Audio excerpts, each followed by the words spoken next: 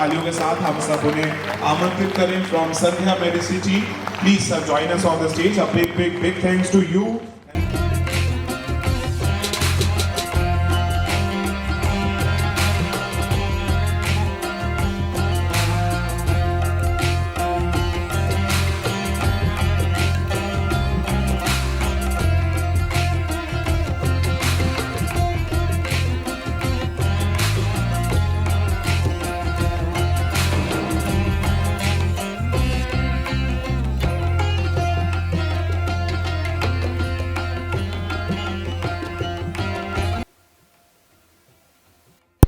North India का giant है, 300 bedded hospitals हैं उनके।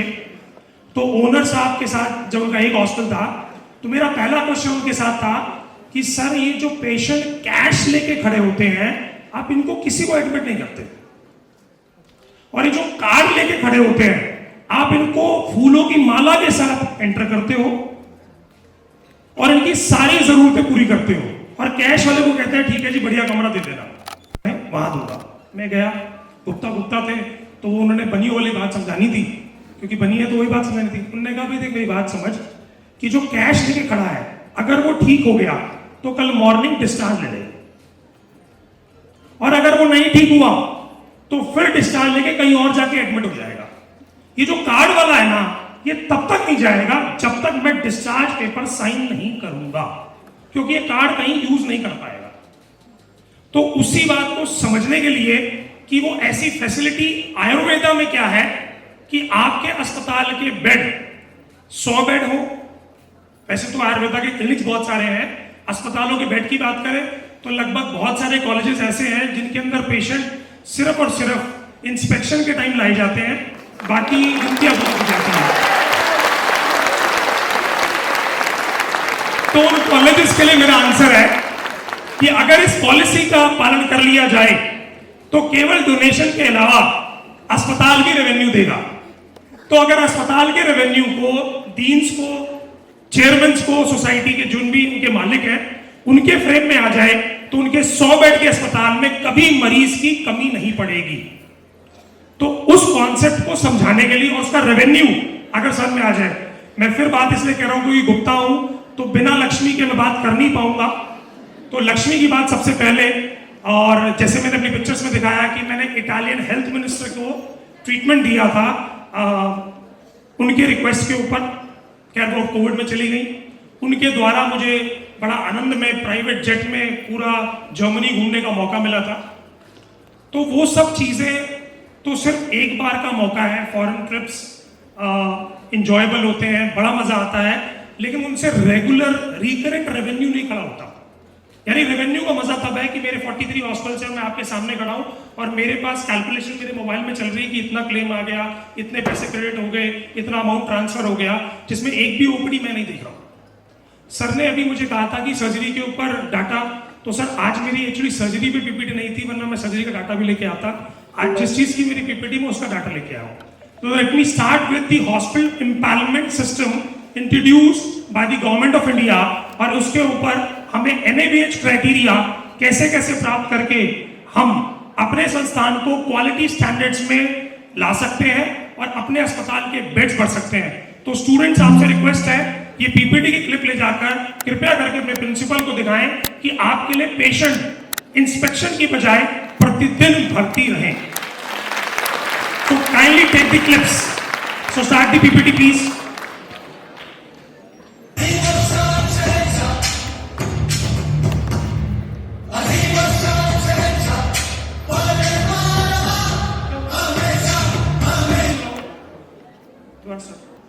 We proud to announce ये सॉन्ग आपको क्यों किया, please back this slide please. We have done more than 300 NABH accreditation pan India। इसलिए कहा शहंशाह क्योंकि 90% जितने भी NABH भारत में होते हैं वो संध्या हेल्थ मीनिया नाम की एक संस्था है जिसको मेरे अंडर चलाया जाता है, जो मैंने करी। और जिसको NABH, अगर यहाँ पर कोई असेसर बैठा हो तो I'm really sorry, NABH की पॉलिसी में प्रमोशन नहीं है, लेकिन सर ने कहा आलोचना होती है और आलोचना से जीतने के बाद ही कोई तरक्की होती है। ये जब मैंने अपना एम्पावरमेंट स्टार्ट करी तो मेरे खुद के 2 अस्पतालों को रिजेक्ट कर दिया गया। क्योंकि साहब आप अगर एनएबीएच करा रहे हो तो आपके स्टैंडर्ड सबसे ज्यादा हाई होने चाहिए, इसलिए खैर उन सबको मिल गया afterwards. So now next slide please. बनाता है हमारे सारे बैंक्स की, ऐसे इंश्योरेंस की गाइडलाइन बनाता IRDAI। उसने पहली गाइडलाइन क्या बनाई कि आयुष डे केयर सेंटर को भी, जबकि ये भी पूरी तरह पारित नहीं हुई है, जिसमें बहुत सारे क्लेम्स अभी डे केयर सेंटर्स में पास नहीं होते, लेकिन वो क्या कहते हैं, they have a qualified registered Ayush medical practitioner dedicated Ayush therapy section. Therapy section का मतलब केवल पंचकर्म थेरेपी से नहीं है।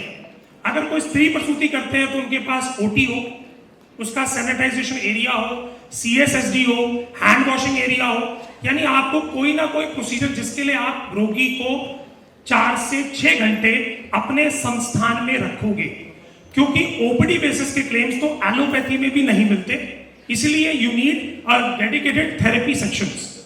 देन आप कोई भी रजिस्टर्ड बोर्ड से होने चाहिए। उसके अलावा ये पैरामीटर्स जो आपको दिखाए जा रहे हैं, ये आपको वेबसाइट पे भी IRD की मिल जाएगी। Next slide. Now Ayush hospital. अच्छा, आयुष हॉस्पिटल की जो गाइडलाइन है वो बहुत क्लियर है। यहाँ पर डॉक्टर पंचोली साहब बैठे हैं, जिन्होंने राजस्थान गवर्नमेंट हेल्थ स्कीम की सबसे पहली शुरुआत करी, और राजस्थान के डॉक्टर्स के लिए आइडियल है कि आयुर्वेद में कैसे आप एक एम्पायर खड़ी कर सकते हैं। इसी प्रकार उन्होंने इस गाइडलाइन को, अगर हम बात करें 2019 की, वो कहती है कि आपके पास मिनिमम 5 बेड, खैर 5 बेड वाली बात केवल एंट्री लेवल पर है, और उसको बहुत सारी गवर्नमेंट की संस्था नहीं मानती है। बहुत से लोगों के मन में कंफ्यूजन है कि हम एंट्री लेवल अगर लेते हैं NABH एंट्री लेवल, तो हम TPA इंश्योरेंस बिल्कुल मिलता है, बट सिलेक्टेड कंपनीज का, वो फुल एक्रेडिटेशन को प्रेफर करते हैं। तो 5 बेड वाली गाइडलाइन नॉट एप्लीकेबल मैं मानता हूं, क्योंकि इसको प्रैक्टिकली हमने करके देखा, मिनिमम 10 बेड की गाइडलाइन होनी चाहिए। Have a qualified Ayush medical practitioner in charge round the clock. अच्छा, यहां पर हम सारे BMS डॉक्टर्स हैं। जब 2006 के अंदर मेरी ग्रेजुएशन यानी BMS पूरी हुई कालभैरव कॉलेज से, तो उस समय हमारे सीनियर्स ने कहा, भाई तुम्हारे पास 2 ऑप्शन है, पहला किसी नर्सिंग होम में आरएमओ लग जाओ, या बाबा रामदेव के चिकित्सालय में जाकर जड़ी बूटी बेचो। मैं रामदेव जी की बुराई नहीं कर रहा हूं, क्योंकि वो इज द फर्स्ट मैन जिसने आयुष प्रैक्टिशनर को मल्टीपल तरीके से पूरे भारत के अंदर क्लिनिक पे अपनी पैथी प्रैक्टिस करने का स्कोप प्रोवाइड करा। तो इसी प्रकार यहां पर अगर आज हम बात करें आयुष मेडिकल प्रैक्टिशनर की, तो आज आपको एलोपैथिक अस्पताल में नर्सिंग होम चलाने की कोई आवश्यकता नहीं है। Only just having a BMS degree, you can have your hospital and you can start it. तो यहां पर अगला क्या है, Ayush therapy section, equip operation theatre and surgical procedure. Next slide. अब इसके अंदर एक लिस्ट मैं आपको दिखा रहा हूं। इस लिस्ट के अंदर अगर आप ध्यान से देखें, ECHS, मैं सर का 1 सेकंड का समय जरूर लेना चाहूंगा साहब, एक दिन हमें भी मौका मिला अपनी बात रखने का। Major General Natarajan, ECHS head pan India, जब अभी पहला हम सबको जो लोगों को प्राप्त हुआ, उससे पहले उन्होंने हम लोगों को एक लेटर भेजा। आई डोंट नो आपके पास लेटर आया कि नहीं आया। We want representation from AYUSH कि आपको एम्पावरमेंट क्यों दें, क्योंकि हमारी समझ में आयुर्वेदा ट्रीटमेंट मसाज के अलावा कुछ नहीं है, और हमारे फौजियों को मसाज की कोई आवश्यकता नहीं है। सब डेलीगेट दिल्ली वालों ने कहा कि साहब ECHS में हमें जाना ही है, तो डॉक्टर विकास आप बोल लीजिए, क्योंकि आप सबने पूरे दिल्ली NCR का NABH कराया। इसी बात में जोड़ती हुई बात के ऊपर एक मित्र मेरा बोल पड़ा कि साहब हमने तो केरला में ही पंचकर्म देखा था, इकलौते आप हो जिसने 94 NABH दिल्ली में कराकर दिल्ली को हब बना दिया पंचकर्म का। तो उन्होंने कहा कि साहब ये मौका आप ही लीजिए, इसको आप रिप्रेजेंट कीजिए। रिप्रेजेंटेशन में मेडिकल डॉक्टर ने कहा कि सर हमारे मैक्सिमम आर्मी पीपल को हम भेजते हैं, किसके लिए सर, CAD की प्रॉब्लम, स्टेंटिंग और बाईपास के लिए। बाकी पेनकेटाइटिस वाली बात, सर ने अल्कोहल वाली बात करी, तो फौजियों को अल्कोहल से कुछ नहीं होता, वो डाइजेस्ट करते, तो बहुत कम फौजी आपके पास आए होंगे, if I am not wrong sir. तो उन्होंने कहा कि साहब उससे मुझे सर ने कहा एनआईए का, तो मैं अपने साथ एनआईए की रिपोर्ट लेके गया जिसके अंदर लिखा था कि कैसे लेखन बस्ती और प्रभाकर वटी से उन लोगों ने before the treatment radio angiography करके evidence base and after the procedure repeat radial angiography करके एविडेंस बेस रिपोर्ट जनरेट कर रखी है, जो एनआईए जयपुर की वेबसाइट पे ऑलरेडी अवेलेबल है। वो अपने साथ में रिपोर्ट लेके गया and I have shown that report to him. उनका पहला क्वेश्चन था कि आपने पंचकर्म के लिए अप्लाई किया, ये तो एक फर्टर्निटी है, सिर्फ ये एक डिपार्टमेंट है। मैंने कहा नहीं sir, it is an umbrella. आप जिस डिजीज का नाम लेंगे वहां पंचकर्म से चिकित्सा संभव है, क्योंकि आयुर्वेद के एक श्लोक सुश्रुत संहिता का है। आज सुबह मेरे से चैप्टर गलत हो गया था। चैप्टर कौन सा डॉक्टर आशु? चैप्टर गलत हो गया था। उसमें लिखा है जिसकी चिकित्सा, हाँ, जिसकी चिकित्सा द्रव्य से नहीं होती उसकी चिकित्सा शल्य से होती है, और जिसकी चिकित्सा शल्य चिकित्सा से नहीं होती उसकी शार से होती है, और जिसकी शार से नहीं होती उसकी चिकित्सा अग्नि से होती है। तो जब बात आई शल्य की, तो मैंने उनसे कहा sir, it is a surgery without using knife. Panchakarma is a surgery without using knife. उन्होंने कहा सर आई कैन अंडरस्टैंड। मैं कहा sir Sushruta Samhita the father of modern surgery ने, जिसको आप भी पापा अपना मानते हैं, वो कह रहे हैं कि it is one of the best thing. क्योंकि उनकी बात समझाने के लिए मुझे रेफरेंस उन्हीं के पिताजी की देनी थी। अगर मैं चरक की बात कहता तो उसे नहीं समझते, बट जब मैंने सुश्रुत संहिता की बात करी तो he is an basically MCH surgeon, neuro surgeon, major general Rajan. तो उन्होंने कहा yes, Sushruta is also our father. तो मैंने कहा सर आपके पिताजी ने भी कहा है कि surgery without using knife is a panchakarma and it is very much efficient in treating the disease. कह रहे सर ये शार और अग्नि क्या है? अग्नि उन्होंने समझा कॉटरी। मैं कहा सर कॉटरी, आप इलेक्ट्रो कॉटरी की बात कर रहे हैं, मैं पंच धातु और अष्ट धातु शलाक की बात कर रहा हूं।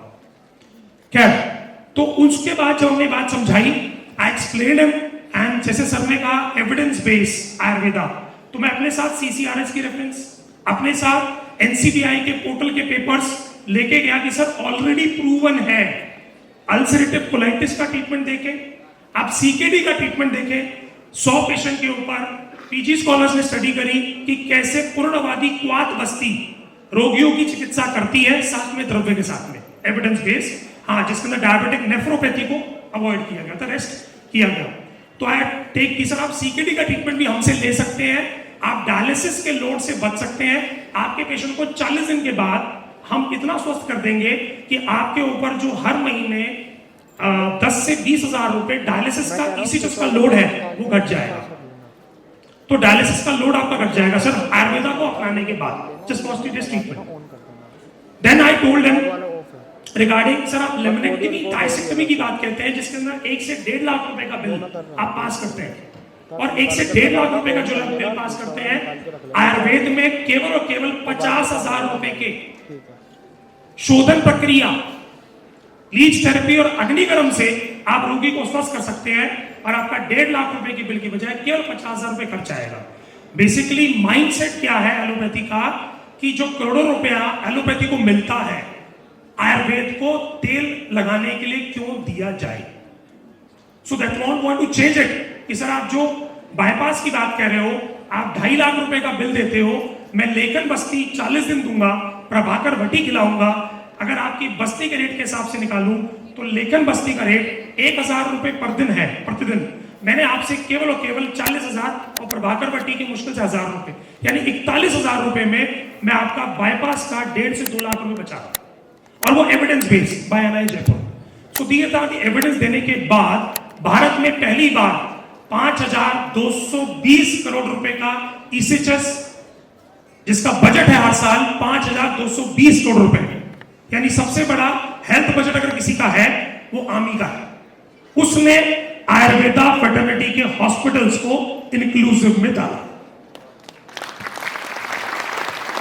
इसके अंदर शायद सर का भी हॉस्पिटल होना चाहिए, डॉक्टर साहब यहां बैठे हैं। Next slide please. देन हम सब जिसकी बात करते हैं सेंट्रल गवर्नमेंट हेल्थ सर्विसेज, जो इसके सारी डिटेल्स बनाता है, सारे पैरामीटर डिजाइन करता है। पैरामीटर डिजाइन के ऊपर बात आते हैं। I want to share with you 2019 के अंदर डिपार्टमेंट तो उस समय जब पहली बार ये स्टार्टिंग हुई तो दिल्ली के अंदर करीबन 21 सेंटर्स को CHS एम्पावरमेंट मिली. We were the first who got it at that time along with all the other friends सबके साथ में. और आप बिलीव करेंगे, पहले हमारे को डाउट था क्या लोग आयुर्वेदिक ट्रीटमेंट के लिए आएंगे. We were in doubt, big doubt. और आंसर क्या मिला कि एक क्लिनिक के ऊपर हमने 800 पेशेंट का बिल जनरेट किया, 800 पेशेंट्स, और averagely bill volume was 40,000 rupees per patient. यानी एक साल में 800 पेशेंट का बिल. कैलकुलेशन आपके पास है, मोबाइल में कर सकते हैं. गुप्ता हूं इसलिए मैंने कहा था लक्ष्मी की बात जरूर करूंगा. तो 800 पेशेंट. अब आप बताइए कि साहब कौन सा एलोपैथिक अस्पताल के पास इतना स्ट्रॉन्ग रेवेन्यू है. यानी BMS, doctor, therapy rooms, therapist, 800 files and 40 average bill, 40,000 का एवरेज बिल, ये हमने जनरेट किया. और पैरेलली उन्होंने हमसे इंस्ट्रक्शंस दी कि आपको हर पेशेंट का return feedback with original signature required है. फॉर्मेट भी उन्होंने दिया, ट्रीटमेंट कितने दिन हुआ, बीमारी क्या थी आपकी, आपको कितना रिलीफ मिला है, डॉक्टर कैसा था, ट्रीटमेंट कैसा था, क्या आयुर्वेदा को इंक्लूसिव में लाया जाए, पैन इंडिया या ना लाया जाए. ये स्टडी दिल्ली में कंडक्ट की गई 2021 से लेकर 2022 के बीच में. देन जब ये फाइल गई CHS हेड के पास तो उन्होंने 8 क्वेरी लगाई, 8 क्वेश्चंस. 8 क्वेश्चन क्या था? Number 1, standardisation of clinics must be there.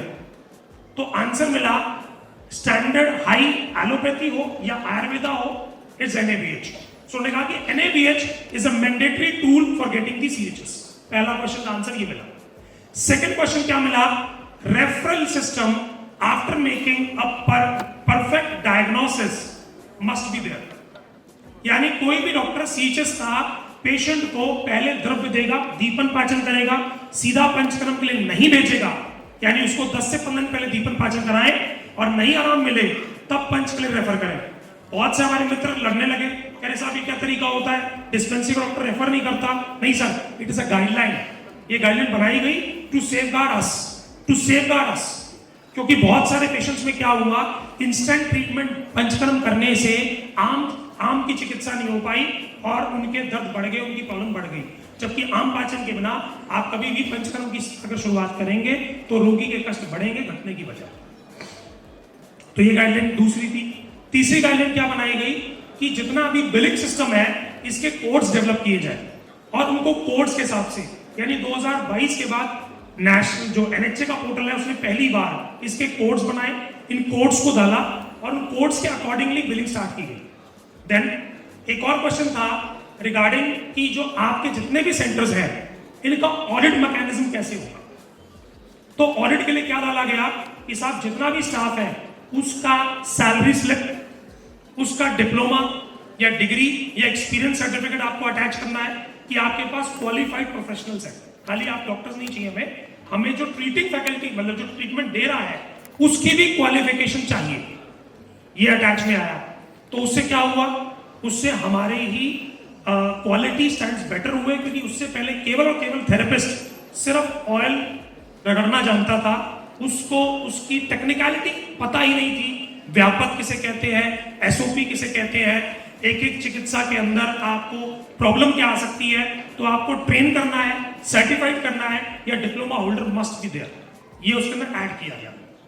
इसी प्रकार उसमें 3 चीजें और थी फाइनेंस के ऊपर लेकर कि कितना बजट दिया जाए. इस बजट के ऊपर फिर डिपार्टमेंट ने जवाब दिया कि साहब जो रिजल्ट आए हैं, पेशेंट के फीडबैक्स हैं, वो 83% सर्जरी रेट्स हमारे गिरे हैं. जिनका नी रिप्लेसमेंट होना था वो नहीं हुआ इस साल. जिन लोगों को आवश्यकता पड़ती थी 3-3 महीने की फिजियोथेरेपी, वो नहीं हुआ इस साल. जिन पेशेंट्स के अंदर फाइब्रॉइड थे उन पेशेंट की हिस्टेक्टमी नहीं हुई इस साल. ऐसे मल्टीपल डाटा आयुष विभाग ने, CHS के आयुष विभाग ने सबमिट किया.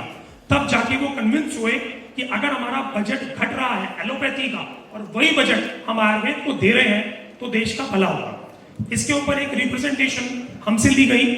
तो मुझे उन्होंने कहा कि आप हमें एक्सप्लेन करें कि सर आयुर्वेदा को पहली साइंस क्यों माना जाए.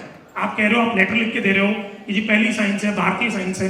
मैंने कहा सर अगर आज आप बात कहते हैं यूरोपियन कंट्रीज की, तो यूरोपियन कंट्रीज में प्राइमरी साइंस का नाम एलोपैथी इन इमरजेंसी है।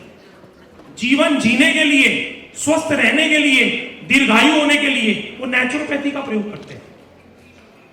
अगर आप अपनी साइंस को एप्लीकेबल करोगे तो आपकी भी ह्यूमंस की, इंडियन ह्यूमंस की लाइफ बढ़ जाएगी, लंबी हो जाएगी, रोगी के रोग कम हो जाएंगे। क्योंकि जैसे सर ने अभी बताया था, हम आहार विहार की बात करे बिना चिकित्सा की शुरुआत ही नहीं करते।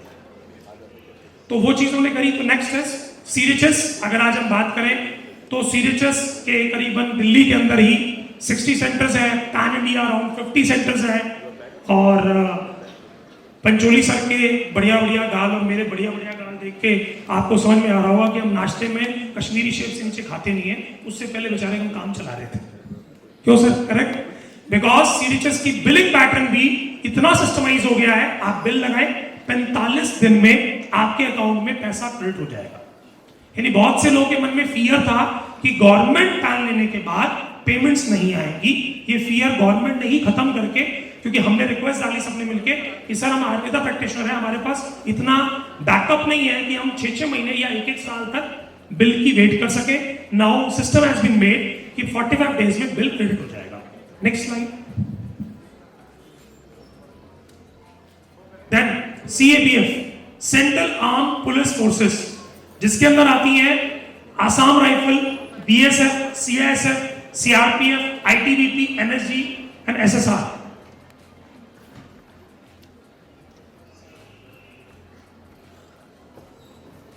इसे आप बात करें सशस्त्र सेना बल की। अब सशस्त्र सेना बल की बात करें तो इन लोगों की जो ड्यूटीज होती हैं, कहीं दंगा हो गया सबसे पहले ये करें, कहीं बाढ़ आ गई सबसे पहले ये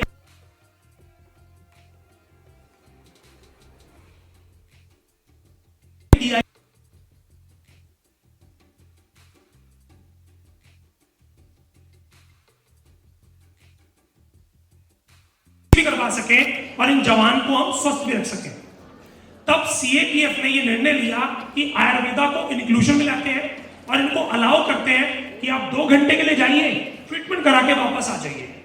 यानी जैसे डॉक्टर एल महादेवन की अगर मैं बात करूं, जो प्रैक्टिस करते थे, अब दुनिया में नहीं रहे, जिनके बारे में कहा जाता है कि अगर बस्ती का ज्ञान लेना है तो माधवन सर से पूछ लीजिए।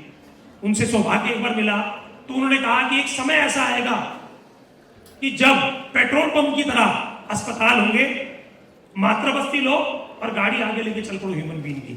तो उन्होंने बात कही थी जो आज सत्य साबित हो रही है कि मात्र बस्ती लीजिए और साहब अपनी ड्यूटी पे निकल चलिए। तो वही चीज आज ये प्रूवन हो रही है। देखिए कभी भी कोई गुरुजन कोई बात कहते हैं वो भविष्य की कोख में, या कह सकते हो भविष्य के अंदर झांक कर आज उनके मुखमंडल से निकल जाती बातें। तो माधवन सर के बारे में जितना लोग जानते हैं वो यही जानते हैं कि वो हर चिकित्सा को बस्ती से ही शुरुआत करते थे। उनका माइंडसेट ये था कि अर्ध चिकित्सा तो स्वयं बस्ती है और अगर मैंने वो कर दी तो रोगी 50% तो वैसी थी। तो बस्ती को प्राथमिकता देते हुए हर चीज का, आप जिस रोगी का जिस कष्ट के बारे में बोले वो उसी बस्ती का नाम लेते थे, भाई ये बस्ती दे दो। तो this is what I want to say कि सीएपीएफ के लिए सबसे ज्यादा सर के शब्दों का आज बड़ा महत्व है। जहां पर आईपीडी की आवश्यकता नहीं पड़ रही, डेकेयर में रह के जा सकते हैं। विकास सर हम स्पीच दे रहे हैं। Next slide.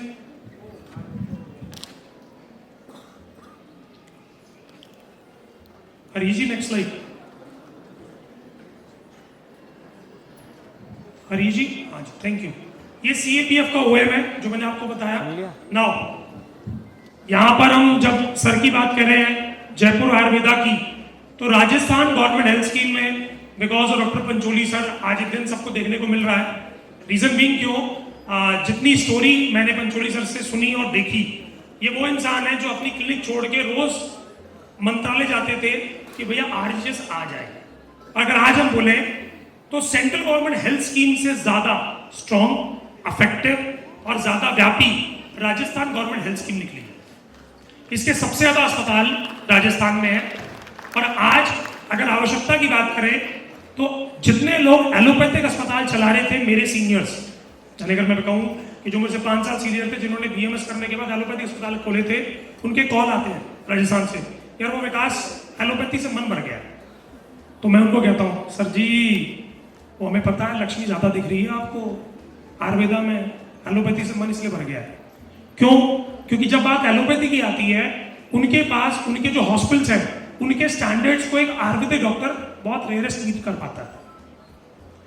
जैसे सर ने कहा, अब एग्जांपल मैं मान लीजिए शारसूत्र सर्जन हूँ, एमएस करी मैंने, तो मेरे पास जब एनेस्थेटिस्ट आता है सर वो एनेस्थीसिया देता तो है लेकिन आधे मन से देता है, क्योंकि वो पैसे भी दे तो देता है बट उसका मन पूरा मेरे साथ नहीं है डीए एनेस्थेटिक का। तो आप बेशक से एक बड़े बड़े अस्पतालों के मालिक जरूर होंगे एलोपैथी में, लेकिन उनके मन में भावना जरूर रहती है भाई ये अपना बस आ रहे हैं, बट उनके मन में जिसे कह सकते हैं रिस्पेक्टफुल फीलिंग आपके प्रति नहीं होती। और ये बात मैं इस मंच पे इसलिए बोल सकता हूँ क्योंकि हम सब एक जमात के हैं, यहाँ दूसरी जमात के लोग नहीं है, आई एम रियली सॉरी अगर कोई है तो, लेकिन ये जो फीलिंग है इसको चेंज करना बहुत जरूरी है और इसके लिए एसोसिएशंस काम कर रही हैं और उनकी मीटिंग में जाओ तो एक ही एजेंडा होता है कि बीएमएस को एलोपैथिक राइट्स कैसे मिले, इसलिए मैं किसी मीटिंग में जाता नहीं, I am really sorry. So Rajasthan government health scheme एक व्यापी योजना है जिसके अंदर आज बीएमएस के एक एक अस्पताल के मैं बेयर मिनिमम भी रेवेन्यू निकालूं तो 35 से 40 लाख रुपए का आरजीएस का कोई भी अस्पताल आज के दिन में बिलिंग कर रहा है, जो एक एलोपैथिक अस्पताल से ज्यादा है। इसके ऊपर we are the consultant of Shuddhi Ayurveda also. Acharya Manish ji का एक बार बड़ा इच्छा हुई, आज से करीबन 4 साल पहले एक एलोपैथिक अस्पताल मिल रहा विकास जी 23 करोड़ रुपए का, ले लूं? मैं कहा सर 23 करोड़ रुपए मेरे कहने पर 6 महीने के लिए अकाउंट में छोड़ दो, खर्च मत करना। He was very keen to buy that hospital. I said no, please.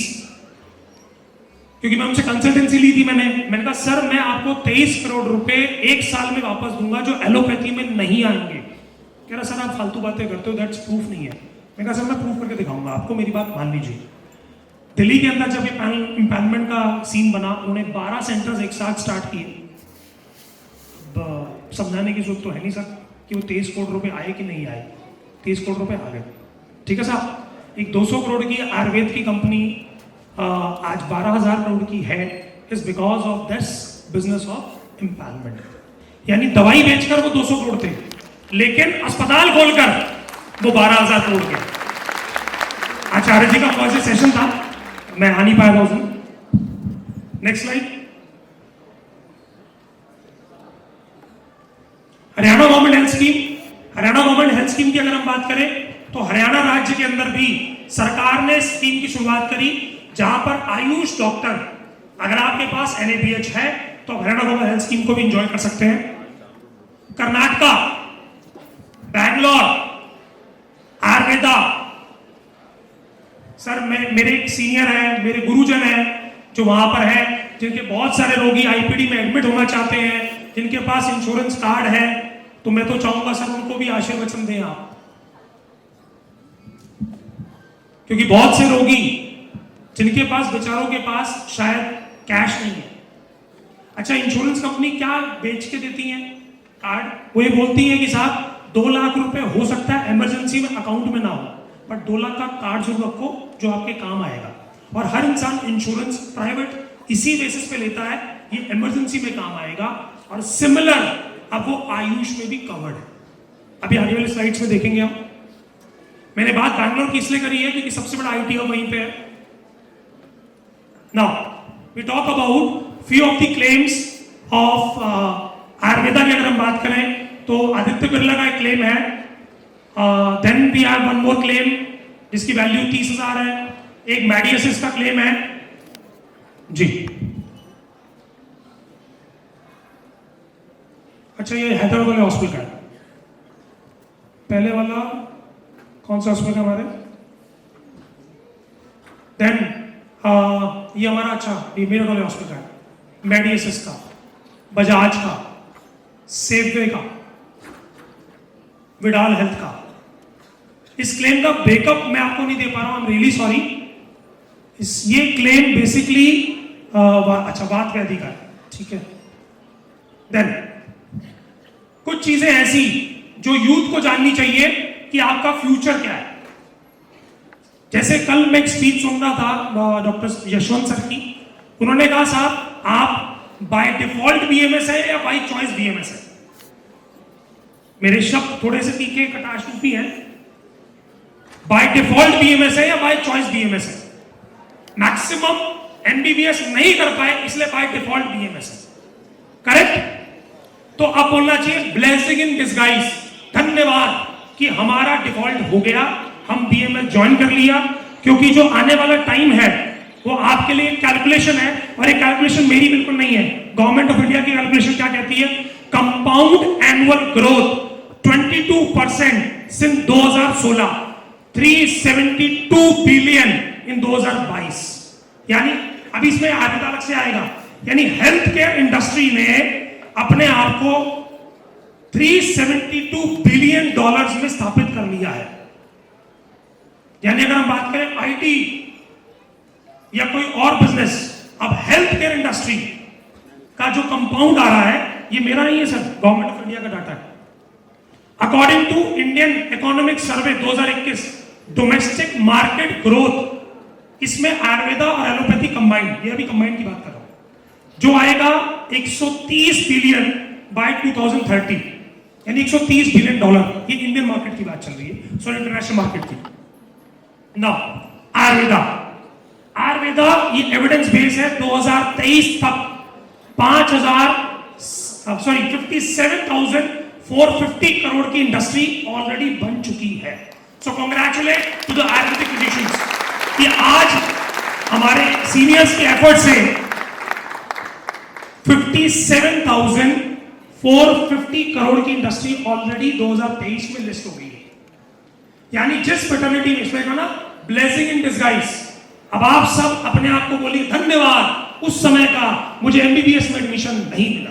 तो एक बार जोर से बोलेंगे धन्यवाद उस समय का, मेरे पीछे बोलेंगे धन्यवाद उस समय का जब हमें एमबीबीएस में एडमिशन नहीं मिला, क्योंकि भविष्य अब हमारा है।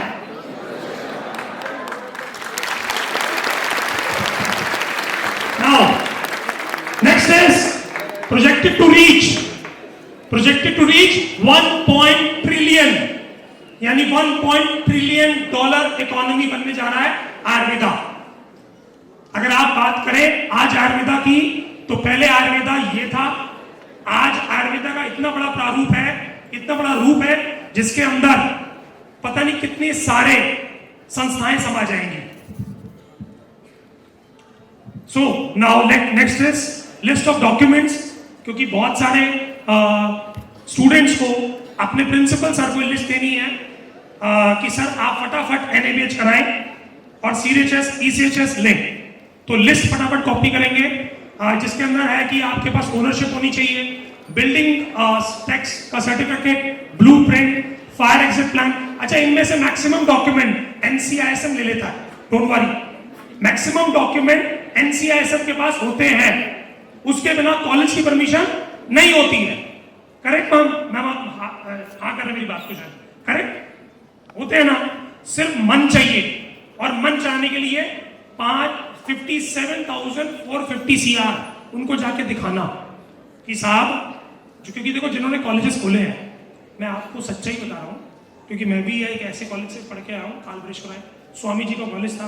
स्वामी जी ने पहले एक कॉलेज खोला 1996 में सर, और पिछले 5 साल में 3 कॉलेज खोल दिए बीएमएस के। मैंने पूछा साहब आजकल स्वामी जी कितना ले रहे, कह रहे तुम्हारे टाइम पे तो क्या था, फीस किस लेते थे। मैं कहा जी स्वामी जी आप कितना ले रहे, कह रहा 32 लाख रुपए का पैकेज ले रहे हैं सर। तो वो इंडस्ट्री केवल और केवल उनके माइंडसेट में क्या है, डोनेशंस की। अब ये इंडस्ट्री को समझानी, क्योंकि आपको पेशेंट चाहिए, करेक्ट। पेशेंट किसको चाहिए, अरे किसको चाहिए, डॉक्टर्स को चाहिए ना, स्टूडेंट्स को चाहिए।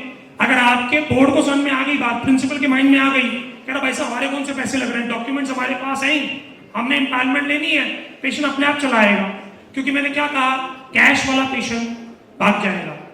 अगर आपने थेरेपी करी, हो सकता है सिद्धार्थ जी हमारी थेरेपी करें, रोगी भाग जाए, क्योंकि जट्टों वाला हाथ है। लेकिन जो सरकारी पेन वाला होगा वो नहीं जाएगा, क्योंकि आप साइन नहीं करोगे उसके पेपर पे। सो these are the papers which is required to for the NABH, water bill चाहिए, AMC चाहिए, कैलिब्रेशन चाहिए, पेन कार्ड चाहिए, ITR, ये सब आपके कॉलेज के पास होता है already. These are the panels which are available for this. हम उसके ऊपर फर्स्ट स्लाइड लेंगे जरा जी, सेकेंड वाली, इसके बाद वाली स्लाइड लेंगे जरा हरीश जी। बिफोर ये स्लाइड चल रही है सर, ये NABH स्टार्ट करने से पहले मुझे कोई NABH का शौक नहीं था sir, I was not interested. मेरा एक शिमला में हॉस्पिटल है जिसके ऊपर फॉरेन क्लाइंट आता है, और आज से नहीं आ रहा, 2010 से आ रहा है। फॉरेन पेशेंट्स आता है मेरे पास, they used to come for learning the ayurveda, for enjoying the ayurveda. वो आते हैं, रुकते हैं, और बैचेस में आते हैं, 30 से 40 लोगों के बैच में आते हैं, और उनके मन में ट्रीटमेंट कराने के बाद नेक्स्ट क्वेश्चन होता है, how can we stay longer here, how can we stay longer here. So visa पे उनको कभी भी ऐसी कोई फैसिलिटी नहीं थी, they don't have a facility, they can stay here for 1 month. अगर हम बात करें पूर्ण रसायन चिकित्सा की तो 120 दिन का होता है, if I am not wrong. मैं पीजी पंचकर्म तो नहीं हूँ, मुझे नहीं पता, इफ एनीबॉडी कैन से। तो उसके लिए रुकने के लिए ऐसा कोई फैसिलिटी नहीं थी। लेकिन 2022 में जब मोदी जी ने आयुष वीजा को अहमदाबाद के अंदर स्टार्ट कराया, उसके कुछ ग्लिम्स आपके साथ शेयर करना चाहूंगा। सेकंड थर्ड लगो तो आयुष वीजा क्या पॉसिबल है? माइक देंगे सर, 2 माइक हो सकते हैं क्या? Good morning sir. I am Dr. Mahanta Swami Hiranand from Karnataka. नमस्कार sir. Sir, namaskar. I am practicing since 25 years. I completed my Guru Shishya Parampara. So I started my Panchakarma. Then I did my MD in RSBK. Sir मेरा ये था कि शुरुआत से मैं जो लोग आते थे ना बेंगलुरु से पूछते थे, सर आपका इंश्योरेंस नवा NABH है क्या नहीं।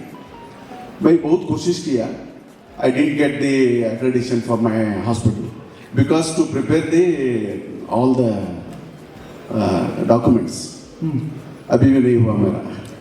लेकिन I am getting the claim by the private insurance. जी सर। So मेरा प्रश्न ये है कि sir is it necessary to get NABH even though our hospital is running with all the rules and regulations?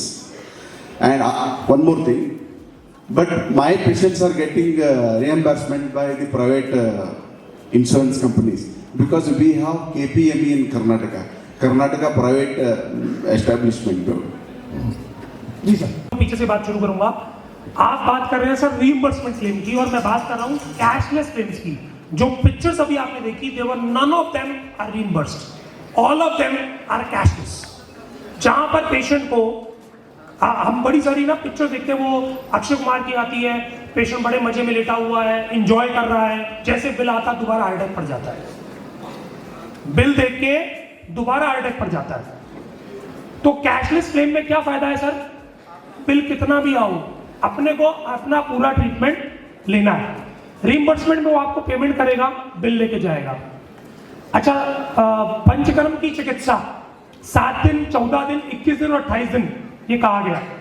अब रोगी की जेब में जितना पैसा होता है वो केवल उतने लेता है। अब वो 7-14 से उसका कोई मतलब नहीं है, मैक्सिमम पेशेंट्स, करेक्ट। लेकिन यहां पर आपको क्या बेनिफिट मिलता है कि सर आप अपनी इच्छा से उस रोगी को रखते हैं, क्योंकि आपको क्लेम पास कराने के लिए डॉक्यूमेंटेशन पूरा करना पड़ेगा, एविडेंस बेस, करेक्ट सर। तो आप जब कैशलेस क्लेम की बात करें, उसके लिए एक आंसर और दूंगा सर आपको।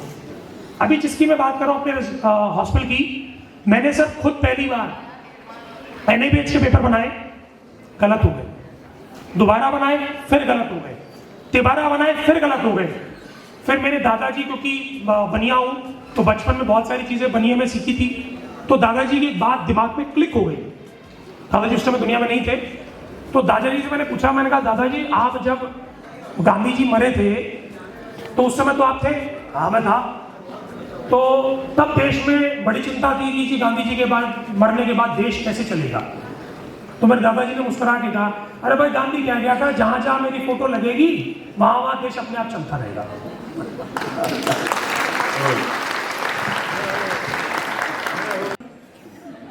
ठीक सर, यहाँ कोई एसएसआर बैठा होगा नाराज हो जाएगा, रियली बोल रहा हूँ, लेकिन ये ट्रुथ है सर। तो ट्रुथ इज ट्रुथ, जो काम गांधी जी करते हैं वो काम कोई नहीं कर सकता देश के अंदर। Now AYUSH visa, please run the slide.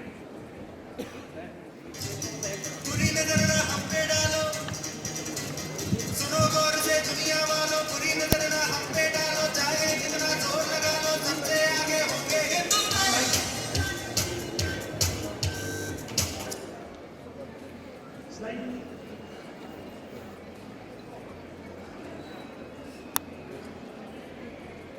ठीक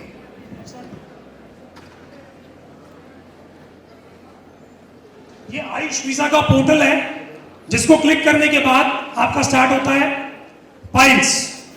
सर पाइल्स की बात मैंने सबसे पहले इसलिए लिखी क्योंकि आईसीएमआर, सीसीआरएस, एम्स सब एक ही बात कहते हैं। वो ये कहते हैं कि हाई रेक्टल फिस्टुला का ट्रीटमेंट केवल शारसूत्र से संभव है।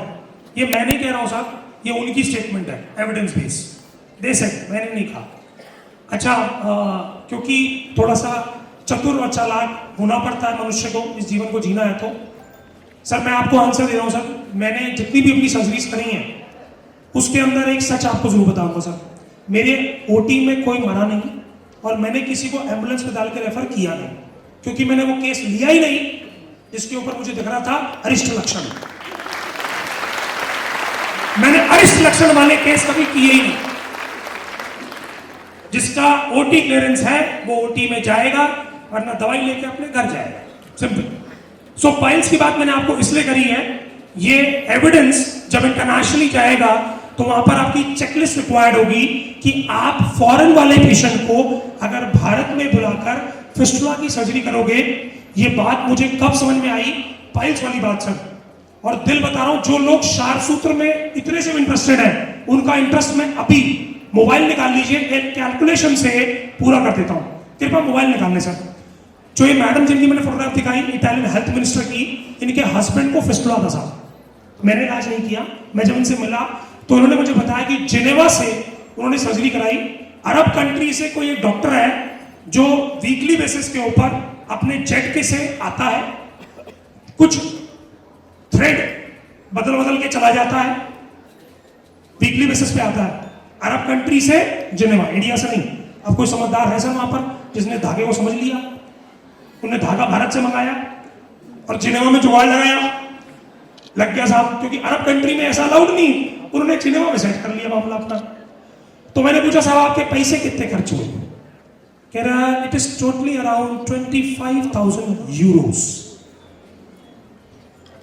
निकालना चाहिए कितने हुए? 25,000 यूरो।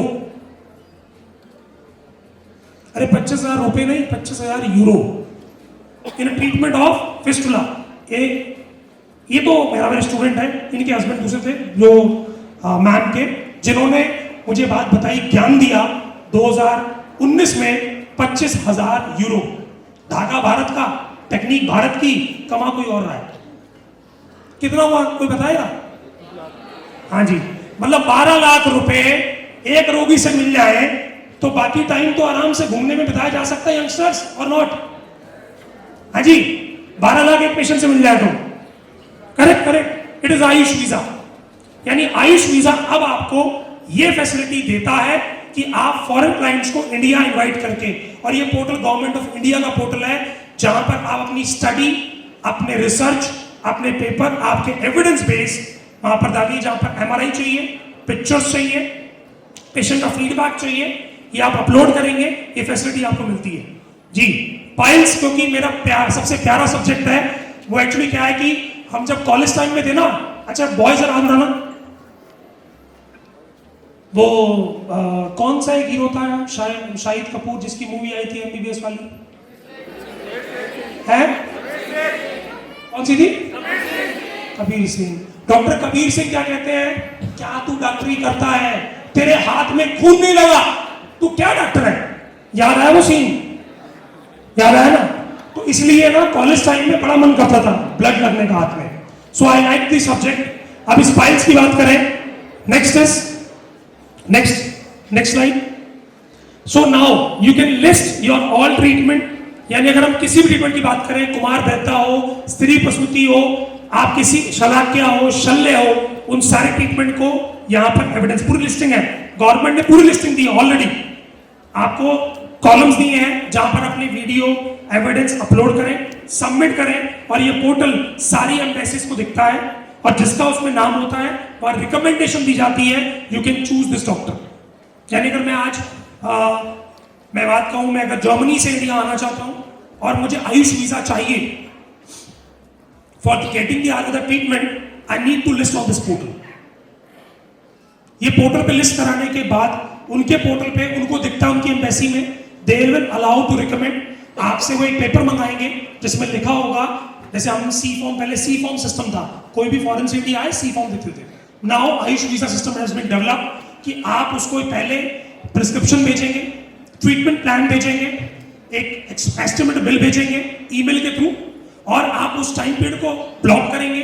वहां से आपको एक एडवांस पेमेंट ट्रांसफर होगी, ठीक है सर, एडवांस पेमेंट आप ले लेंगे, उसके बाद वो दिन ब्लॉक हो जाएगा, और जब वो पेशेंट आएगा वो आपके प्रीमाइसेस में पूरा ट्रीटमेंट लेगा, they will take the bills and they can have the reimbursement in their own country, क्योंकि NABH इंटरनेशनल भी स्टार्ट हो चुका है। सुनो, this is one of the side and with the evidence base. Next slide.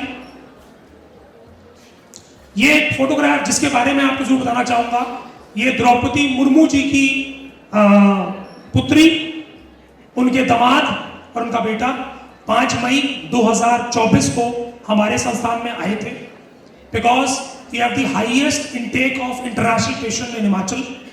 इस वजह से recommend हुआ, 2 दिन के लिए हमारा बहुत नुकसान हुआ फाइनेंशियली, बनिया हूं मैं, लक्ष्मी फिर आ गई, उन्होंने फोन आ गया, साहब हम आपके रिजॉर्ट पर रुकना चाहते हैं।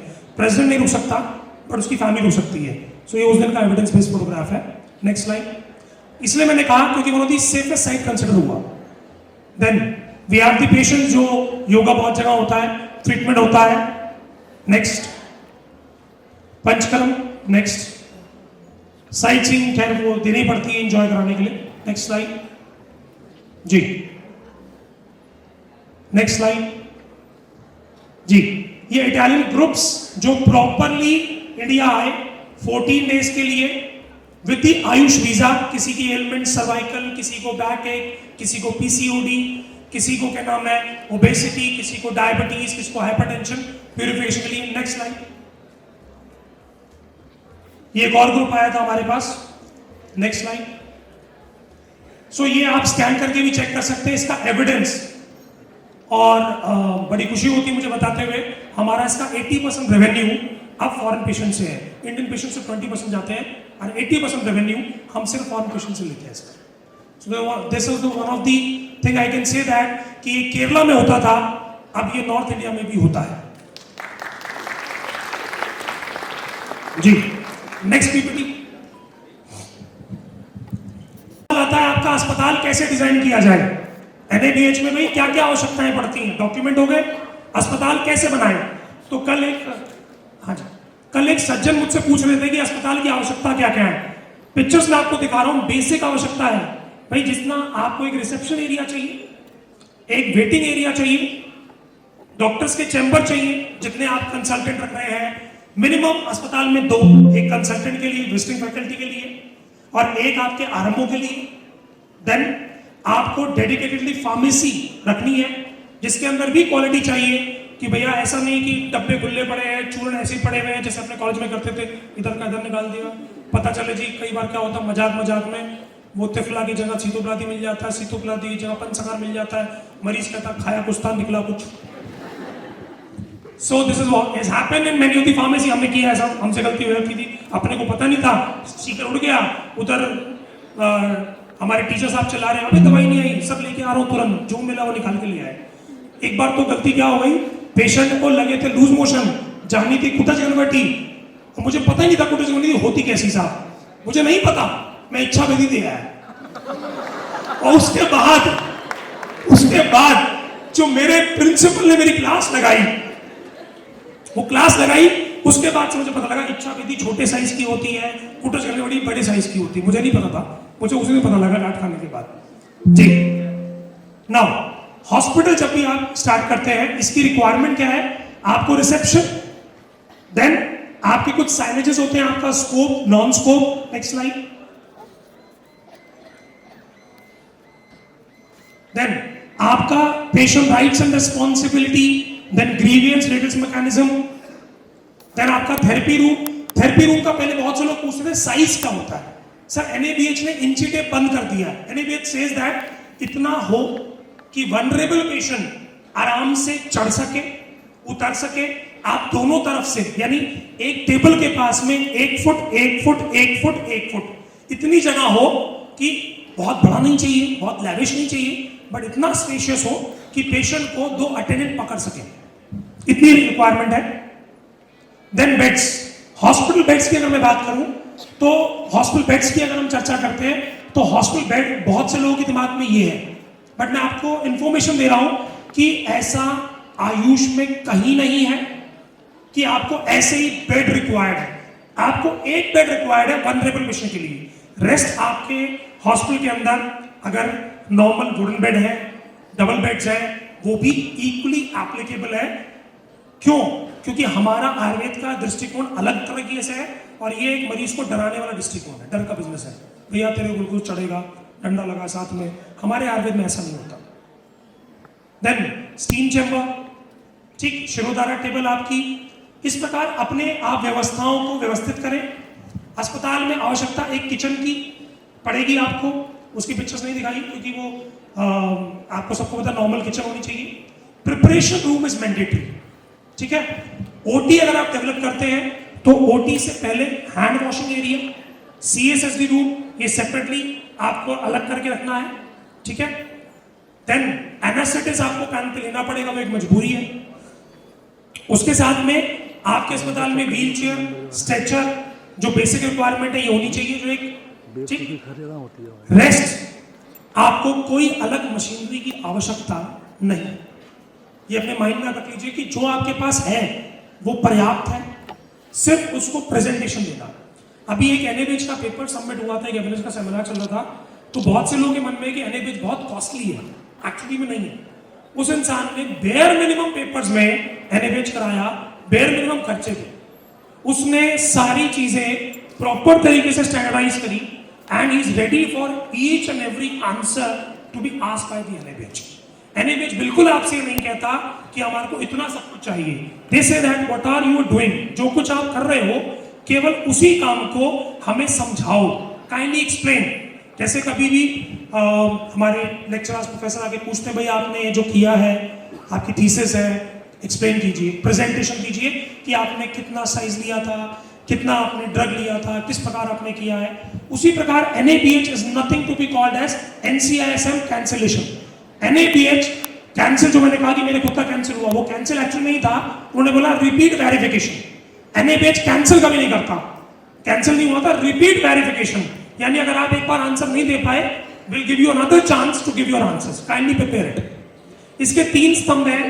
पहला स्तंभ है इंफ्रास्ट्रक्चर, दूसरा स्तंभ है डॉक्यूमेंटेशन और तीसरा स्तंभ है आपकी ट्रेनिंग, यानी आपको हर चीज का प्रत्युत्तर, भाई आप करते हो तो कैसे करते हो, आप पोटली रखते हो तो कैसे रखते हो, आप तेल गर्म करते हो तो किस प्रकार करते हो, आप अपने रजिस्टर में एंट्री करते हो तो क्या मेथड है, आईपीडी की क्या मेथड है, ओपीडी का क्या मेथड है। क्योंकि आयुर्वेद के अंदर एक पैरामीटर नहीं है, कोई चरक के हिसाब से करता है, कोई सुषुप्त के हिसाब से करता है, कोई वाग्भट के हिसाब से करता है, कोई किसी वैद्य को मानता है, किसी की परीक्षा का अलग तरीका है। अब जैसे हर किसी की परीक्षा करने का, परीक्षण करने का अलग अलग मेथड है। सो एनएबीएच ये नहीं कहता कि हमारे को एक ऐसा प्रोटोकॉल चाहिए, so that whatever you are doing it kindly document it, that's it. Next slide. Any questions meanwhile? अगर किसी को कोई क्वेश्चन है तो पूछ सकता है। Mic. Sir good afternoon sir. Sir हम ये जानना चाह रहे हैं कि जो हमारे पुराने वैद्य थे या फिर जो हमारे गुरु थे, वो जो अपने हाथ से औषधि कलेक्ट करके बनाते थे जी, वो और जो आज कंपनियां बना रही हैं जी, दोनों में बेटर गुण किसका है? सर ये तो आप ऐसे बालंदी सर से पूछते ज़्यादा अच्छा जवाब देते क्योंकि वो खुद बनाते हैं। मैं तो एक्चुअली क्या है, रिसर्चर नहीं हूँ, सर रिसर्चर है। मैं तो केवल और केवल प्रैक्टिशनर हूँ। जो मिला बढ़िया लगा, रोगी को आराम मिला, अपन ने दे दिया। लेकिन वैसे मैं आपको सच बताऊं सर, जो फैक्ट है, जी सर। बनाने वाले अच्छे भी हैं और आप स्वयं बुरे भी हैं। अगर आपको पूर्ण तरीके से भावना देनी आती है, कलेक्शन ऑफ ड्रग्स सही है, प्रोसीजर सही है, तो आप भी सही है और वो कंपनी भी सही है। बट इसका प्रूफ कैसे होगा? इसका प्रूफ तो तभी हो सकता है जब आप उस ड्रग का, जिस भी कंपनी ने बनाया है या आपने स्वयं बनाया है, तो जैसे कहते हैं ना, भस्म के बारे में 3 चीज कही जाती थी। भस्म वो होती है जो पानी पे तैर सके, आपके इन फिंगर्स के बीच में आ सके। करेक्ट है साहब? यही बताया जाता था, वो तो इतना याद है साहब भस्म के बारे में। तो उसी प्रकार उसके पैरामीटर्स हैं। अगर वो पैरामीटर दवाई पूरा करती है तो सही है, अगर पैरामीटर पूरा नहीं करती है तो गलत है। Thank you sir. Any more question? जी, नेक्स्ट इज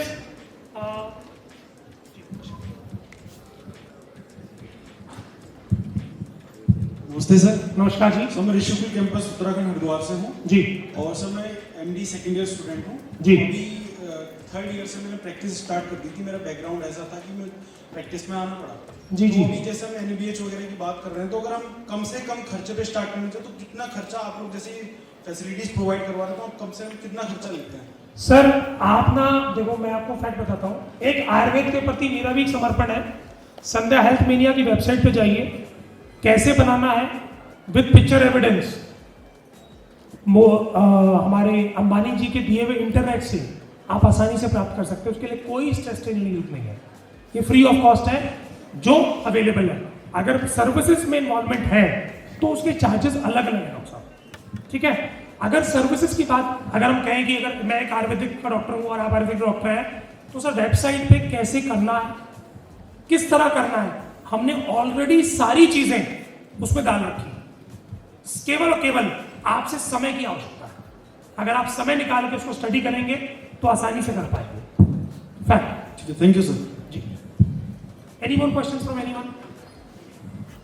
www.sandhyahealthmedia.com। आप स्कैनर अभी आएंगे, स्कैनर से स्कैन कर लीजिए जी। Next slide. अब अगला एक सवाल आया डॉक्यूमेंटेशन के ऊपर कि एनएबीएच एक चीज कहता है कि आपका सारा data has to be on digital, has to be on digital, यानी मैनुअल डाटा है, लेकिन आप पुराना रिकॉर्ड कैसे रिट्रीव करोगे? रिट्रीवल मैकेनिज्म क्या होगा आपका? इसी प्रकार staff management, HR management. HR management का केवल मतलब यहां पर ये नहीं है, यहां पर ऑटोमेटिकली पता होना चाहिए आज कौन सा स्टाफ ड्यूटी पर है, कौन सा स्टाफ छुट्टी पर है, just to manage your hospital completely. यानी आज आवश्यकता केवल सीआरएम की नहीं है, आज आवश्यकता है आयुर्वेदा बेस्ड, जिसमें इनिशियल असेसमेंट के अंदर अष्टविध दशविध परीक्षा मेंशन हो।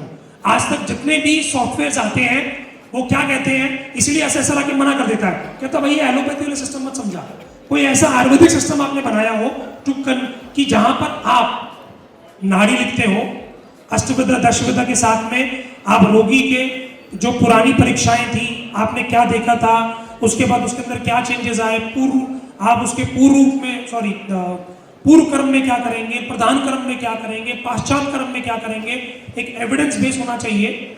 किस रोगी को कितने, जैसे कल ही मुझे पंचोली सर बता रहे थे पानीय अजीर्ण के बारे में। अच्छा, पानीय अजीर्ण एक रोगी को हो गया और दोबारा उसको हुआ तो उसके लिए क्या मांगता है एनएबीएच? They want evidence. यानी आपने किसी की चिकित्सा करी तो उस समय उसके अंदर क्या सिम्टम्स थे और दोबारा जब पेशेंट आया तो उसमें क्या सिम्टम्स होते हैं, जिससे आप एक एविडेंस बेस जनरेट कर सके। देन बिलिंग वाला सॉफ्टवेयर आपको मार्केट में बहुत सारा मिल जाएगा। Automated prescription. ऑटोमेटेड प्रिस्क्रिप्शन का मतलब क्या है? आपने कोई चीज नोट करी, एंटर हो गई, नेक्स्ट टाइम आए तो वो पिछले वाले डाटा को ऑटोमेटिकली उठा ले और आपको नया कॉलम जनरेट कर दे। देन एनएबीएच अगला क्या कहता है? Pharmacy management. बहुत बार क्या होता है, स्टॉक मैनेजमेंट हमारे यहाँ नहीं होता, यानी वो द्रव्य सबसे ज्यादा खत्म होता है जिसका आज बिकने का सबसे ज्यादा समय होता है, और वो द्रव्य हमारा एक्सपायर हो जाता है और हमें पता ही नहीं चलता कौन सा चूर्ण कब एक्सपायर हो गया, जबकि चूर्णों की शेल्फ लाइफ कितनी है? अच्छा, वो हम लोग मंगाते हैं 1 ईयर ही तो होती है शेल्फ लाइफ, 1 साल ही है सर। हाँ जी, और बहुत बार ऐसे बहुत सारे चून, जैसे बाया बेटा के चून है, मंगा लिया साहब, नहीं जरूरत पड़ी, हो गया बेकार। तो बहुत सारे ऐसे चूनास हैं जो हमारे वेस्ट हो जाते हैं। तो ये जो फार्मेसी मैनेजमेंट का सॉफ्टवेयर जो NABH आपसे मांग रहा है, वो ये कहना चाह रहा है FIFO, LIFO, essential drug, desirable drugs आपके संस्थान में कौन सी? फीफो मतलब first in first out, LIFO मतलब last in last out, then desirable आपको किस चीज की सबसे ज्यादा आवश्यकता है, एसेंशियल मतलब कौन से तेल, कौन से चूनास, देन विषम, उपविषम, उसके बारे में डिस्क्रिप्शन पहले से पता हो कि वत्सनाभ किसमें डाला है, भल्ला तक किसमें डाला है, ये क्लियरली मेंशन होना चाहिए, क्योंकि हर रोगी को हर द्रव्य सूट करेगा इसके बारे में आपको भी नहीं पता और आपके माइंड में भी नहीं आता कि इस द्रव्य के अंदर ये पॉइजनस ड्रग डला है। अच्छा, एक और बात, कल एक वैद्य जी डॉक्टर साहब बता रहे थे regarding the treatment use of poison, correct. लेकिन जब बात चली तो उन्होंने ही बताया कि हमारे शास्त्रों में भी लिखा है कि विष की चिकित्सा विष ही है, विष की चिकित्सा विष ही है और कुछ नहीं है। अगर मान लीजिए स्थावर से हुआ तो स्थावर विष देना पड़ेगा और जंगम से हुआ तो जंगम विष देना पड़ेगा। हम जो एंटीबायोटिक्स यूज करते हैं तो वो क्या है सर? वो विष ही तो है। सेप्टिसीमिया का इलाज आपने कैसे किया? एक विष को मारने के लिए दूसरा विष दिया उसकी बॉडी में। आपके पास मैक्सिमम पेशेंट विष लेके आए होते हैं, वो एंटीबायोटिक्स खा के आए होते हैं और वो क्या है? विष। भाई विष की चिकित्सा विष है ना। अगर किसी के 22,000 प्लेटलेट TLCs हैं और आपने अगर उसको पेप्रासिलिन टेसोबैक्टम लिखा तो विष तो काट रहा, वरना सेप्टिसीमिया से मरने वाला था। तो कहीं ना कहीं तो विषाद वो भी है, तभी तो वो काम कर रहे हैं। तो अगर वो रोगी कहीं ना कहीं विष ले रहा था तो विष की चिकित्सा विष से, पेस्टिसाइड एक विष है, आप जो डाई यूज करते हैं वो भी एक विष है। तो आज तो सबके पास विष आ रहा है, तो आपको क्लैरिटी पता होनी चाहिए कि कौन सा विष किसमें काम करता है। तो फार्मेसी मैनेजमेंट में आपसे NABH क्या कहता है भाई? विष, उपविष has to be separate and they should be kept in lock and key. उसके अलावा आप जो भी प्रकल्प यूज करते हैं, जैसे कि कोई स्वर्ण प्रकल्प यूज करता है तो उसकी डोज बिल्कुल, जैसे हमारे ऊपर सबसे बड़ा एलिगेशन आरती डॉक्टर्स के ऊपर क्या है कि साहब आपके मेटल्स किडनी खराब करते हैं। अच्छा, किसी को यही नहीं पता कि भाई साहब अगर मेटल मैंने सही तरीके से दिया तो 90 दिन तक उसकी किडनी पे कुछ नहीं होने वाला, 90 डेज के बाद इंपैक्ट शुरू होता है। बहुत से ऐसे फिजिशियंस कहते हैं, इसका अलग अलग एविडेंस है, कोई कहता है जी 90 दिन, कोई कहता है 45 दिन, कुछ भी जो भी। सो मेरा कहने का मतलब है कि वो क्या कहते हैं, उसकी dose has to be corrected. पता चले कि आपने लिखा श्वास कुठार रस, स्टाफ ने उठा के लिखा श्वास का चिंतामणि रस, देनी थी 2 गोली श्वास कुठार की, श्वास का चिंतामणि की वो 2 गोली दे गया तो रोगी नहीं निकलने वाला था। तो हमने उसको क्या कहा, हे ऊपर वाले हमारी बलि स्वीकार कर। तो बलि ना दे, कृपया करके फार्मेसी को ढंग से यूज करें। डॉक्टर टूल का मतलब क्या है? ये इसके ऊपर एक जोक मैंने बहुत बार सुना होगा, डॉक्टर की हैंडराइटिंग केवल फार्मासिस्ट समझता है। उसमें क्या लिखा होता है सर उसमें प्रिस्क्रिप्शन में? मैंने लूट लिया भाई, तू भी लूट ले, छोड़ियो मत। तो इस टूल में क्या लिखा होना चाहिए? ये कोडिंग सिर्फ मुझे और मेरे डॉक्टर को पता हो। जैसे हम जब मैंने आईसीयू में काम किया सर, तो बहुत सारे पेशेंट के दर्द हम DW से ठीक कर देते थे। नर्स को बोलते थे इसको वो वाला इंजेक्शन लगाओ जो सबसे तेज है। कौन सा सर? DW लगा दे। साइकिक पेन था, इंजेक्शन लगने में डॉक्टर साहब बड़ा आराम था। DW में होता क्या? Distal water. सो ये डॉक्टर टूल हमने जो होना चाहिए, coding, that should be coding, जो आपके डॉक्टर को पता हो, बाकी किसी को क्लैरिटी ना हो। और पुराने वैद्य तो कोड ही करते थे, है सर। तो ये भी है, वो खुद कहता है NABH आपके कोड्स रखो, हमें कोई ऑब्जेक्शन नहीं है। आप उसका नाम राम रस, श्याम रस, सीता रस, जो मर्जी रखो, वी अलाउड इट। बट आपने रस कहां से परचेज किए थे वो आपको पता होना चाहिए। देते वक्त राम रस, श्याम रस, सीता रस, सावित्री रस, कुछ भी हो सकता है। तो they allowed it. Next line.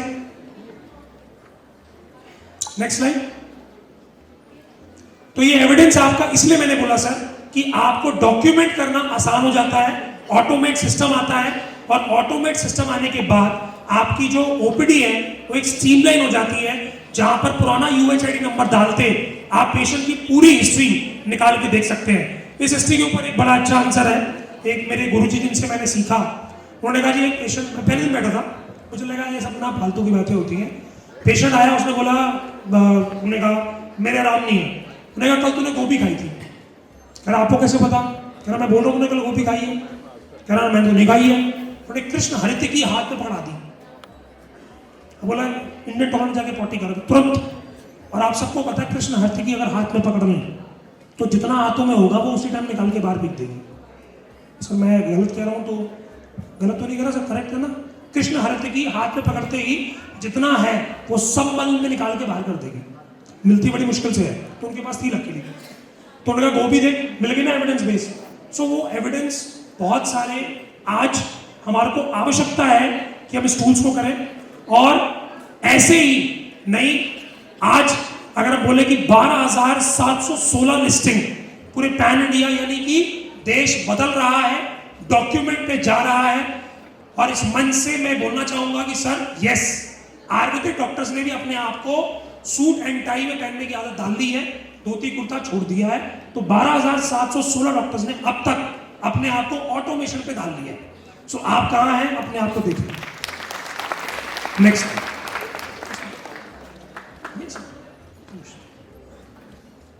Now, next slide. We have only very less time, make it fast.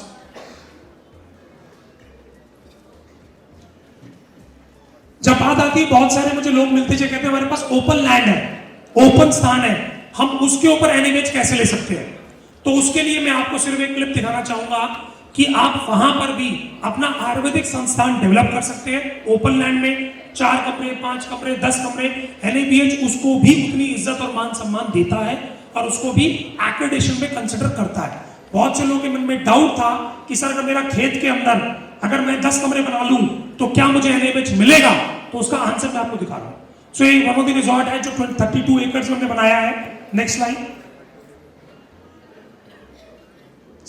Next slide Harish, फटाफट जी। गौ सेवा, अच्छा बैक स्लाइड करना। जब बात कहते हैं कि गाय की घी की, तो ये कहा जाता है कि जीवनी है, तर्पणी है, बल्ली है, यानी सबसे बड़ा जीवन देसी गाय के किसमें है? दूध में है ना। उसके तो पंचगव्यों में है, पंचगव्यों में है, उसके मूत्र में भी है, उसके उसमें भी है, ऐसे कह सकते हो आपके गोबर में भी है, सब चीजों में है। तो आपको ये प्रति उत्तर में बताना चाह रहा था। तो एनएबीएच इसके ऊपर भी आपको अलाउ करता है कि आपके प्रीमाइसेस में है, ऑब्जेक्शन नहीं है, बट उसको आप कैसे मैनेज करते हो और उसका प्रयोग, उनके सामान का प्रयोग आप कैसे अपने रोगियों पे करते हो, उसकी एक पॉलिसी बना लीजिए कि भाई हम क्या खिलाएंगे, कितना खिलाएंगे, उसका दुग्ध कैसा होगा, दुग्ध का रंग जो हमारे उसमें लिखा है किसके अंदर, अष्टांग संग्रह के अंदर दूध कैसा होना चाहिए, मूत्र कैसा होना चाहिए, उसकी परीक्षा करके आप अपने रोगियों को दे सकते हैं जी। Next slide, next slide. Organic farming, आप ऑर्गेनिक फार्मिंग अगर करते हैं अपने संस्थान पर, जैसे बहुत से लोग कहते हैं साहब मैं प्राकृतिक बना के अपने रोगियों को देना चाहता हूं, एनएबीएच को कोई ऑब्जेक्शन नहीं है। वो कहते हैं उसकी पॉलिसी हमें प्रोवाइड करा दीजिए बस, कि आप कैसे डेवलप करते हैं। पॉलिसी रिक्वायर्ड है, जिसे हम कह सकते हैं herbal garden policy. Herbal garden policy NABH क्या कहता है, एक अस्पताल के पास जरूर होना चाहिए, क्योंकि आप कौन कौन से द्रव्य को कैसे कैसे मार्किंग करिए बोटेनिकल नेम के साथ, कैसे प्रयोग में लाते हो, इसकी मैंडेटरी रखते हो। Next slide, next slide, next slide जी। देन एनएबीएच इस बात का बहुत ध्यान रखता है कि आपका housekeeping department must be very strong, क्योंकि सैनिटाइजेशन चाहे आप गौमूत्र के बनाए फिनाइल से करें चाहे नॉर्मल फिनाइल से करें, एनएबीएच इस बात को बहुत स्ट्रिक्टली कहता है कि sanitization, cleaning must be there. आप कुछ भी बनावें लेकिन उसके अंदर चमक बिल्डिंग पे नहीं चाहिए, लेकिन चमक जमीन पे चाहिए, कि डस्ट ना मिले, गंदगी ना मिले, साफ सफाई होनी चाहिए। इंस्पेक्शन के टाइम ये बहुत ज्यादा देखा जाता है, टूटा हुआ मेज ना हो, टूटी हुई तार ना हो। इट शुड बी कि पेशेंट के पास ऐसा कुछ भी उसके हाथ में ना आए जो उसकी प्रॉब्लम क्रिएट कर सकता है। फायर के सिलेंडर्स आपके पास लगे हो, इमरजेंसी बैकअप आपके पास हो, मैं आईसीयू बैकअप की बात नहीं कर रहा हूँ, इमरजेंसी सपोर्ट सिस्टम की बात कर रहा हूँ, बीएलएस ट्रेन्ड स्टाफ, यानी बेसिक लाइफ सपोर्ट आप इमरजेंसी में दे सके तो ट्रेनिंग आपके पास must be there. Next line Harish ji, next line. Sorry, back कर दीजिए. I think finish Harish ji. Harish ji, now last फटाफट जल्दी. इसी प्रारूप के ऊपर हमने इस कार्य की जब शुरुआत करी तो NABH एक बात आपसे और क्या कहता है कि साहब आपने अपने स्टाफ को जो ट्रेनिंग दी है मंथली बेसिस पर, कभी अभ्यंगम की, कभी कटी बस्ती की, कभी जामू बस्ती की, कभी लीच के शोधन की, उसका क्या एविडेंस है? यानी आपको अपने स्टाफ को ट्रेन करना है, सर्टिफाइड कराना है, उसको प्रॉपर ट्रेनिंग देनी है, क्योंकि आपके जो परिचारक हैं they are involved in the direct treatment of the patients. So आप उनको सर्टिफाइड भी करें, ट्रेन भी करें और उनको मंथली बेसिस के ऊपर कि इसको एक काम अच्छे से आता है उसका क्रेडेंशियलाइजिंग एंड प्रिविलेजिंग भी करें. नेक्स्ट लाइन हरी जी, फास्ट.